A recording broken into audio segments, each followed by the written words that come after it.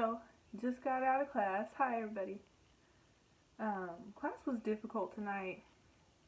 We had a project, and it didn't really go. It was supposed to be like a fun project, and it wasn't that. It turned out not being that fun.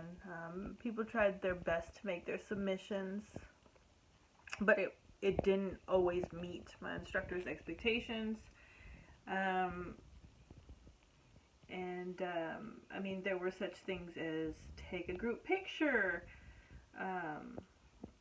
and submit that with a certain diagram or a chart from our textbook, which isn't really doable because we weren't able to be in contact with our group members, and we're not even sure who all was in our groups. That information was kind of hidden the way the fun activity was set up. And so it seemed like my professor was not quite at ease tonight. She's going through a lot. And so I had to really take a step back and consider that. And in considering that also made me think, like, well, what if we have a patient that is that way? And I think that we will have that quite often.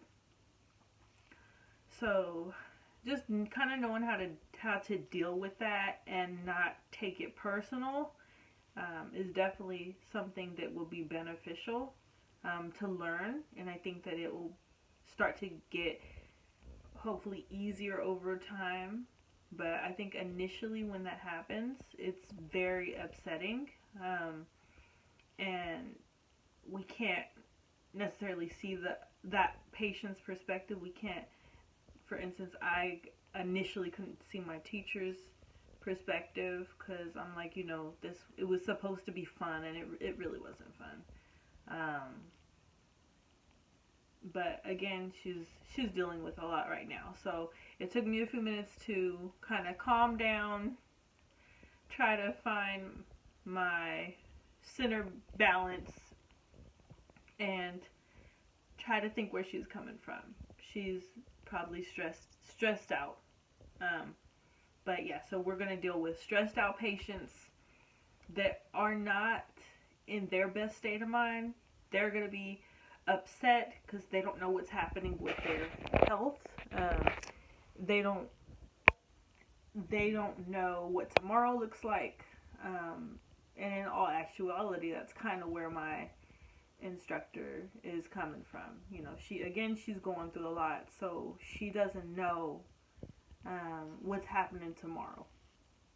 And the patients are angry, they're upset, they're confused, and they might very well take that out on us. And we have to know how to manage that, how to harness that energy, and how to understand that it's not actually us that they're upset with. It's just something going on internally. So just tonight's class experience helped me to just kind of see what that patient interaction can look like. I deal with patients now, and the 3 that I deal with, they're not very upset over situations.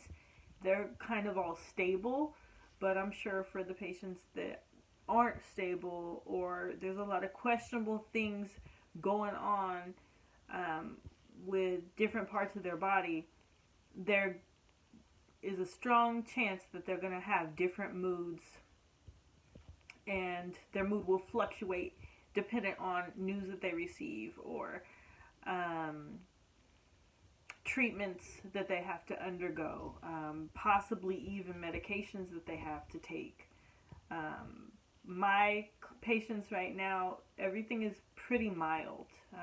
One has cancer, but it's in remission, so there's nothing really to be upset about that. One has some issues with their eyes, and that seems to be getting worse. So that is causing some irritability with that patient. But when it's something very severe, I am positive we will see all type of emotions all across the board, and we have to know how to manage that, and have to know how to take a step back, how to breathe, and how to look at that individual with a clean slate, as if they've not said anything at all offensive